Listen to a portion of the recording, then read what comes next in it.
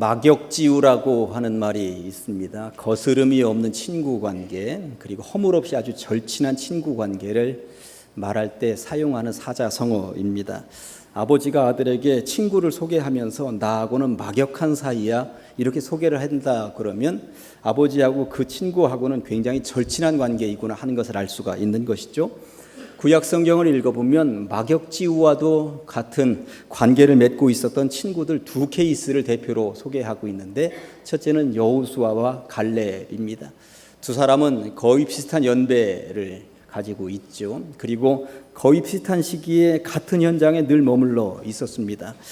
애굽 땅에서 이스라엘 백성이 탈출해 나올 때 함께 탈출해 나오기도 했고요. 그리고 광야에 머물러 있으면서 가나안 땅의 정탐꾼으로도 파송될 정도로 지도력을 가지고 있었던 인물입니다. 그렇다고 해서 둘이 똑같은 성격을 가지고 있었던 것은 아닙니다. 성격은 약간 다르기도 했습니다. 여호수아는 뚜렷한 지도력을 가지고 있었는가 하면 갈렙은 참모 유형의 성격을 가지고 있었다고 볼 수가 있습니다. 두 사람은 가나안 땅에 들어가서 정복전쟁, 땅을 분배하는 역할도 아주 성공적으로 잘 완수한 인물이죠. 그런 의미에서 이스라엘 민족에게 있어서 개국공신 두 사람을 뽑으라면 여호수아와 갈렙을 꼽을 수가 있습니다. 나이도 많이 들었고, 그리고 정복전쟁도 아주 성공적으로 잘 마쳤고, 그때 여호수아가 지도자로서 갈렙에게 정말 좋은 땅, 옥토와도 같은 땅을 선물로 좀 듬직하게 주고 싶은 생각이 있었습니다. 그런데 갈렙이 이것을 거부하죠. 나이도 먹었고 내가 이거 받아 누리면 너의 지도력에 문제도 있을 것이니 나는 그냥 산악지대 조금 주면 여기에 만족한다. 이렇게 얘기를 하면서 여호수아의 지도력을 옆에서 도와주는 역할에만 충실했다라고 하는 것입니다.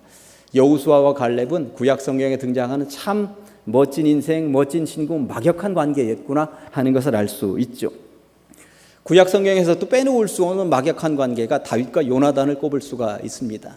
다윗은 목동이었고 요나단은 왕자였습니다. 신분상으로 도저히 친구 관계를 맺을 수가 있는 관계는 아니었습니다. 그런데 어떠한 시점에 둘이 친구가 되었고 정말 둘은 뗄래야 뗄 수가 없는 관계가 되었다고 하는 것입니다. 사무엘상 18장 1절에 보니까 요나단의 마음이 다윗의 마음과 하나가 되어 요나단이 그를 자기 생명같이 사랑했다고 기록하고 있습니다. 이 우정이 죽을 위기에 처했던 다윗을 여러 차례 살려내죠. 다윗이 죽을 위기에 여러 차례 처하게 되는데 다윗을 죽이려고 앞장선 인물이 누구입니까? 요나단의 아버지 사울왕이었거든요. 그런데 사울왕 아버지가 이 다윗을 죽이려고 하는 그 질투, 분노, 살의라고 하는 것이 자기 편에서 볼 때는 정당해 보이지 않는다 하는 생각이 들어서 아버지 손을 들어주기보다도 친구 다윗의 손을 들어줍니다. 그래서 다윗을 어떻게든 살려내는 위치에 머물러 있게 되는 것이죠. 아무튼 뒤에서 이렇게 도와주는 요나단 덕분에 다윗은 승승장구하게 되었고 한 나라의 왕이 되기도 합니다. 나중에 요나단이 먼저 죽어나갔고 다윗은 왕이 된 이후에 의리 지킵니다. 요나단의 자녀들을 왕궁으로 끌어들였고 함께 식탁에도 앉게 해주었고 그리고 끝까지 보호해 주었다고 하는 것입니다. 여호수아와 갈렙 그리고 다윗과 요나단, 구약 성경을 대표하는 대단한 친구들, 막역지우였구나 하는 것을 알 수가 있습니다. 우정이 이런 것이죠. 오늘 우정 이야기, 그런 이야기를 한번 해보려고 합니다. 더 정확하게 말씀드리면 우정이 가져온 기적에 대한 이야기를 해보려고 하는 것이죠. 오늘 설교는 두 꼭지로 나누어서 말씀을 받아보도록 하겠습니다. 첫째는 친구들 덕 좀 본 사람 이야기를 해보려고 합니다. 한 마을에 살고 있던 친구 하나가 중풍병에 걸렸던 모양입니다. 중풍은 전문적인 용어로는 뇌졸중이라고 이야기를 합니다만 그냥 성경대로 중풍이라고 편하게 이야기를 해보겠습니다. 중풍은 예나 지금이나 참 쉽지 않은 질병이에요. 한번 걸렸다 하면 완치가 참 어려운 질병 가운데 하나죠. 중풍에 걸렸다 하니 그 2000년 전에 이 주인공도 절망 가운데 그리고 인생을 포기하고 싶은 마음 가운데 놓여 있었을 것입니다. 그런데 포기해서는 안 된다고 주변에서 그를 지지하고 격려하고 품는 친구들이 있었다고 성경이 말씀하고 있는 것입니다. 친구들은 중풍에 걸린 친구를 예수님 앞에 침상째 메고 왔고요. 예수님께서는 기꺼이 그 질병을 고쳐주셨다고 하는 것이죠. 결국 이 친구들의 우정이 그 친구의 질병을 고침받도록 만들었다고 하는 것입니다. 예수님이 병을 고칠 때는 크게 보면 두 가지 유형 가운데 하나입니다. 하나는 그 본인의 믿음을 보시고 고쳐주신 경우들이 굉장히 많이 있습니다. 누가복음 17장에서 나병 환자를 고칠 때 네 믿음이 너를 구원하였느니라 이렇게 말씀을 하십니다. 마가복음 10장에서도 소경 바디메오를 고치실 때도 네 믿음이 너를 구원하였느니라 이렇게 말씀하시면서 네 믿음, 본인의 믿음으로 고침받아야 된다 이것을 강조하십니다. 예수님께서 병을 고치실 때 두 번째 유형은 본인의 믿음이 아니라 그들의 믿음, 누군가 다른 사람의 믿음, 중보기도의 믿음 이러한 것을 통해서도 고쳐주시는구나. 오늘 본문 2절에 보니까 침상에 누운 중풍병자를 사람들이 데리고 오거늘 예수께서 그들의 믿음을 보시고 고쳐주셨다고 분명히 말씀하고 있습니다. 그러니 이 중보기도가 얼마나 중요한 것입니까? 누군가를 위해서 기도하는 사람들의 믿음으로 기도해주는 이 힘이 얼마나 중요한 것입니까? 미국에 메리 마네라고 하는 부인이 살고 있었어요. 남편의 사업이 참 잘 되다가 어느 날 무너지게 되었죠. 남편은 피신길에 올랐고요. 이 부인이 집에서 두 아들을 데리고 살게 되었습니다. 우리말로 하면 쌀도 떨어지고 돈도 다 떨어졌습니다. 둘째 아들 녀석이 초등학생이었는데 학교에 갔다가 도저히 학용품을 사줄 돈이 없으니까 아이가 문방구에서 볼펜 하나를 훔쳤는데 볼펜 하나 훔친 것 때문에 이게 걸렸고 잡혔고 학교에 더 이상 나갈 수가 없는 지경에까지 이르게 되었습니다. 이런 상황까지 몰리고 바닥으로 주저앉다 보니까 더 이상 살아갈 소망이 없어진 거예요. 죽자. 이른 저녁을 먹이고 아이들을 재웠습니다. 그리고 방 안에다 가스를 켜놓았습니다. 가스가 새어 나오면서 정신이 몽롱해질 즈음이었어요. 그때 마침 이웃하고 있는 옆집에서 가정 예배를 드리는지 그들이 부르는 찬송 소리가 귀에 들려오는데 찬송 337장이었습니다. 내 모든 시험 무거운 짐을 주 예수 앞에 아래이면 근심에 쌓인 날 돌아보사 내 근심 모두 맡으시네 하는 찬송가 가사를 자기도 모르게 따라 부르고 읊조리다 보니까 정신이 번쩍하고 난 거죠. 기도 안 했구나. 사방팔방으로 가족들, 친지들, 친구들의 문은 두드렸는데 하늘의 문을 내가 두드리지 않았구나. 기도해야지. 가스를 잠갔습니다. 창문을 열어서 환기를 시켰습니다. 그리고 무릎을 꿇었습니다. 기도하기 시작을 했습니다. 눈에서는 눈물이 하염없이 흘러내리고 방바닥이 흥건하게 다 젖었습니다. 그렇게 기도했더니 살아갈 소망, 힘을 얻게 된 거예요. 고향 시골집에 내려가서 빈집 하나를 얻었습니다. 그리고 새 삶을 시작했고 다시 살아났다는 이야기인 것입니다. 이런 삶을 회고하면서 그녀는 근심이 안녕이라고 하는 글을 썼는데 그 글의 마지막 부분이 이렇습니다. 죽을 수 있는 용기를 가진 자들이여 하나님께 기도할 수 있는 용기로 바꾸어 보십시오. 100번의 탄식보다 한 번의 기도가 당신에게 기적을 가져다 줄 것입니다. 100번의 절망보다 한 번의 믿음이 당신의 운명을 바꾸어 줄 것입니다. 이렇게 맺고 있습니다. 예수님께서는 본인 절망 가운데 있는 본인이 아니라 그들의 믿음을 보시고 중풍에 걸린 사람을 살려주셨다는데 이 메리 마네라고 하는 이 여인은 누군가의 찬송 소리를 듣고 다시 살아갈 소망을 얻었다고 하는 것. 저는 이 글을 읽으면서 우리가 가정에서 가정 예배를 드리거나 구역 예배를 드릴 때 이 찬송은 이 가정에서 예배 드리는 우리가 은혜 받자고 부르는 건데 누군가는 이 찬송 소리를 듣고 소망을 가질 수도 있는 것이구나. 내가 길거리를 지나다니면서 나도 모르게 읊조리는 이 찬송을 누군가는 듣고 새 희망을 가질 수도 있는 것이구나. 그러니 우리가 찬송을 그치지 않아야 되는 이유가 바로 여기에 있구나. 그 누군가의 찬송 소리가 사람을 살릴 수도 있다니 하면서 저는 이 글을 읽고 나서 참 많은 은혜가 되었습니다. 아무튼 친구들은 중풍으로 고생하는 친구에게 이 희망의 노래, 구원의 노래를 지금 불러주고 있었던 것이죠. 아직 주저앉기에는 너무 이르다고, 소망을 가져보자고, 오직 예수 그리스도 한 분이면 충분하다고 그렇게 그들은 이 친구 하나를 끌어안았다고 하는 것입니다. 아무튼 그 덕분에 중풍 환자는 살아났고요. 이 친구는 친구들 덕을 굉장히 톡톡히 본 셈이 되는 것이죠. 제가 몇 주 전에 이런 설교하면서 창세기 19장 29절 말씀을 인용했던 기억이 있습니다. 하나님이 그 지역의 성을 멸하실 때, 곧 롯이 거주하는 성을 엎으실 때에 하나님이 아브라함을 생각하사 롯을 그 엎으시는 중에서 내보내셨더라. 기억하십니까? 불구덩이, 불벼락이 쏟아지는 소돔과 고모라 성에 살고 있는 롯, 그 롯이 예뻐서가 아니라 아브라함이 예쁘니까 아브라함을 생각하셔서 롯을 끄집어냈다고 하는 것. 그러고 보니까 이 롯은 아브라함 덕을 얼마나 톡톡히 본 것입니까? 아브라함 때문에 그 불구덩이에서 살아났으니 하는 말입니다. 오늘 연합 예배를 드리고 있으니까 젊은 아이들, 자녀들도 함께 와서 예배 드리고 있습니다. 자녀들은 누구 덕을 보고 있는 거예요? 부모 덕을 보고 있는 거죠. 할아버지, 할머니 덕을 보고 있는 것입니다. 교회에 나오면 교회 교역자들의 덕을, 교사들의 덕을 보고 있는 거 아니겠습니까? 그리고 교회에서 여러분들을 위해서 기도하는 우리 장로님들, 권사님들, 미래가 소망 있는 교회가 되게 하여 주시옵소서 시간마다 기도하는 기도의 일꾼들의 덕을 보고 있다는 걸 절대 놓치시면 안 됩니다. 내 인생이라고 해서 모든 것이 내 힘으로, 내 지혜로, 내 방법으로 다 풀리는 게 아니죠. 누군가 덕을 보고 있다라고 하는 것입니다.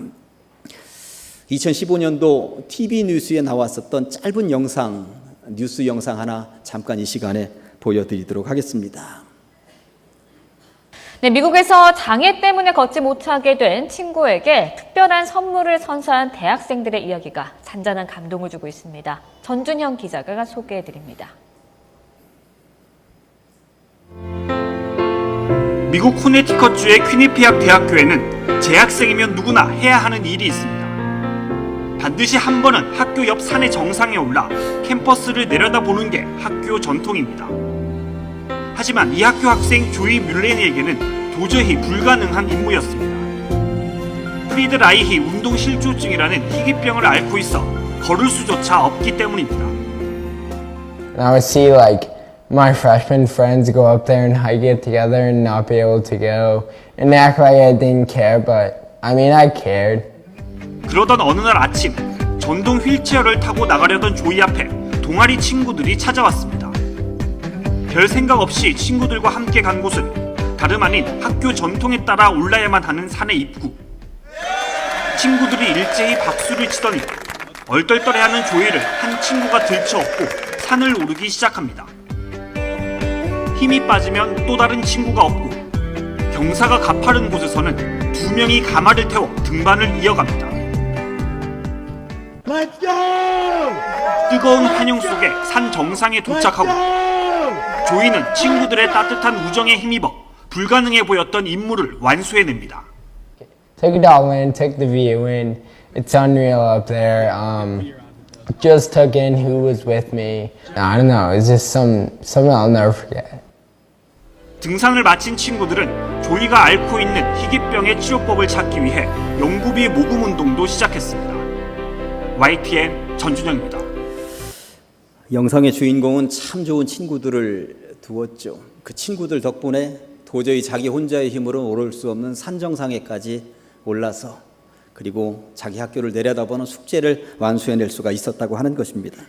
오늘 성경의 주인공도 보니까 친구들 덕을 아주 톡톡히 보았습니다. 그 친구들이 아니었다면 예수님 앞에 갈 수도 없는 것이고 예수님 앞에 가지 못한다면 치료받을 수도 없는 것 아니겠습니까? 그러나 중풍 환자는 친구들 잘 둔 덕분에 아주 대박을 선물로 받았습니다. 병도 고치고 구원도 받았으니 하는 말입니다. 그러면서 이제는 우리들 이야기를 한번 해보려고 합니다. 이제는 우리는 어떤 사람들인가? 제가 생각을 해보니까 큰 두 번째 제목을 이렇게 잡아본 거예요. 예수님 덕을 크게 본 사람들이 우리들이구나. 아멘. 우리는 예수님 덕을 정말 크게 본 사람들입니다. 구약시대의 하나님은 굉장히 높은 곳에 그리고 멀리 계신 분이라고 사람들이 알고 있었습니다. 두려운 분으로 때로는 인식되어져 있었죠. 그러다 보니까 제가 수요일 저녁에 성경 맥잡기 할 때 간혹 말씀을 드렸습니다만 구약 성경을 읽어 내려가다가 이스라엘 백성들은 여호와라는 하나님의 이름만 나와도 두려워서 그 발음을 하지 못하고 그렇게 지낼 정도로 하나님은 멀리 계신 분, 너무 높이 계신 분이라고 인정되던 시대였습니다. 그런데 성경은 그런 시대에도 하나님과 친근하게 친구처럼 지낸 사람이 있었다고 구약 성경에 2명을 소개하고 있는데 도대체 어떤 사람이 하나님과 친구처럼 지낼 수 있었을까요? 그 중에 한 사람은 아브라함입니다. 이사야 41장 8절을 보았더니 하나님께서 아브라함을 이렇게 부르고 계십니다. 나의 종 너 이스라엘아, 내가 택한 야곱아, 나의 벗 아브라함의 자손아. 너희들을 내가 아끼고 사랑하는 이유가 뭔지 알아? 아브라함 덕을 보고 있는 거잖아. 아브라함이 내 친구잖아. 내 친구이기 때문에 아브라함의 자손들 너희들 내가 어설프게 대우할 수 없는 거야. 아브라함 내 친구. 그 덕을 너희들이 보고 있는 그 얘기를 하고 있는 거죠. 참 부러운 아브라함입니다. 역시 아브라함 정도 되니까 하나님과 친구 먹고 있구나 하는 것을 알 수 있습니다. 그런데 구약은 하나님과 친구 먹고 있는 사람 하나를 더 소개하고 있는데 누구일까요? 모세입니다. 출애굽기 33장 11절에 보니까 사람이 자기의 친구와 이야기함같이 여호와께서는 모세와 대면하여 말씀했다고 기록하고 있는 거죠. 역시 모세 정도 되니까, 그러니까 아브라함 정도나 되고 모세 정도나 되니까 하나님하고 친구처럼 대화했다고 성경이 말씀하고 있는 거예요. 그런데 신약 시대는 정말 놀라운 변화가 일어났습니다. 예수님께서는 누구하고나 친구 먹겠다고 말씀하고 계시다는 사실이에요. 요한복음 15장 14절과 15절을 보았더니 너희는 내가 명하는 대로 행하면 곧 나의 친구라. 이제부터는 너희를 종이라고 하지 아니하리니 종은 주인이 하는 것을 알지 못함이라 너희를 친구라고 내가 부를 것이니. 할렐루야. 얼마나 복된 이야기입니까? 구약 시대는 아브라함이나 모세 정도는 되어야 하나님과 친구라고 불려졌다는데 신약 시대는 주님 말씀대로 행하기만 하면 누구나 다 친구가 될 수 있는 자격을 얻게 되었다고 하는 것입니다. 이 시간 잠깐 찬송 이야기를 하나 해보려고 그래요. 여러분들 어떤 찬송을 좋아하십니까? 그런데 찬송가를 부르다 보면 예수님이 우리의 친구가 되어주신다는 찬송가 가사가 굉장히 많다는 사실을 여러분들 아십니까? 찬송가 90장 보면 1절이 이렇게 되어 있어요. 주 예수 내가 알기 전 날 먼저 사랑했네. 그 크신 사랑 나타나 내 영혼 거듭났네. 주 내 맘에 늘 계시고 나 주의 안에 있어. 저 포도비유 같으니 참 좋은 나의 친구라고. 예수님이 친구라고 우리는 늘 이렇게 불렀던 것이죠. 92장 보았더니 친구라는 단어가 더 많이 나옵니다. 위에 계신 나의 친구, 그의 사랑 지극하다. 이는 예수 그리스도 나의 구주, 나의 친구. 사랑하는 나의 친구 늘 가까이 계시도다. 그의 사랑 놀랍도다. 변함없는 나의 친구라고 고백하는데 예수님이 친구라고 하는 것을 마음판에 얼마나 가슴 깊이 새겼으면 이 노랫말을 지은 그분은 이걸 빼놓지 않고 친구를 얘기하고 있는 것일까요? 체험에서 우러나온 노래 아니겠습니까? 하나 더 볼까요? 찬송가 369장은 죄짐 맡은 우리 구주 어찌 좋은 친구인지 걱정 근심 무거운 짐 우리 주께 맡기세 주께 고함 없는 거로 복을 받지 못하네 사람들이 어찌하여 친구처럼 편하게 아랠 줄을 모를까 이런 얘기인 거예요. 주님이 늘 그렇게 가까이 있고 옆에 있는데 왜 그렇게 친구에게 말을 하듯이 아뢰지 못하느냐? 지금은 신약시대이다. 구약시대처럼 멀리 계신 분으로만 인정하고 있어서는 안 된다라고 하는 것입니다. 구약시대 같으면 상상도 못할 가사 내용입니다.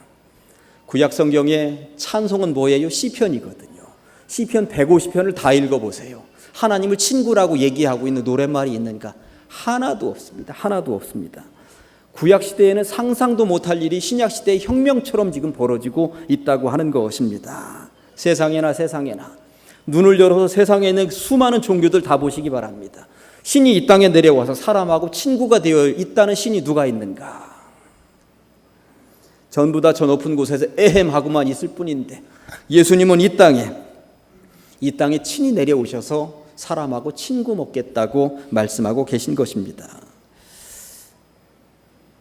예수님을 친구로 소개하는 찬송 중에 마지막으로 하나만 더 소개해 보려고 그럽니다.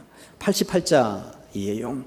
찬송 88장은 우리 교회 수요일 저녁에 특송곡으로 아주 대표 특송곡이라고 할 정도로 얼마나 많이 자주 불려지는지 모릅니다. 친구라는 단어에 초점을 맞추어서 우리 교회 특별히 애창곡인데 1절만 한번 불러보실까요?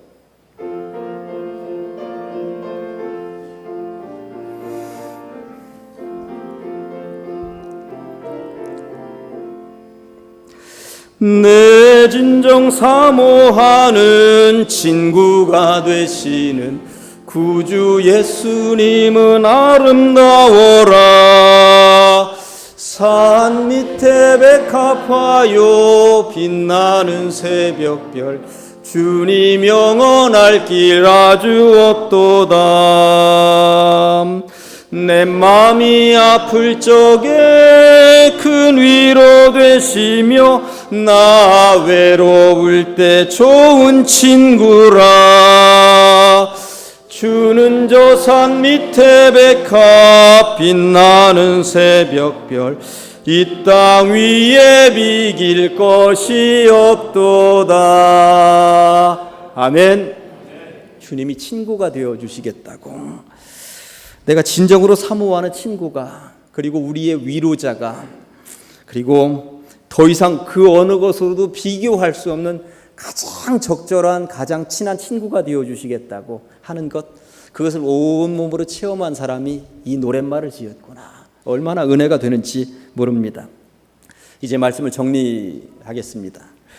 오늘 본문의 주인공들은 친구 하나 살리겠다고 아파서 누워있는 친구를 침상째 메고 예수님께 왔다고 성경이 말씀하고 있습니다. 참 대단한 친구들입니다. 그런데 예수님은 우리에게 친구가 되어주시기 위하여 이 땅에 오셔서 무엇을 메고 오셨을까요? 십자가 메고, 십자가 짊어지시고, 침상을 메고 온 친구들은 친구 한 명 살렸습니다.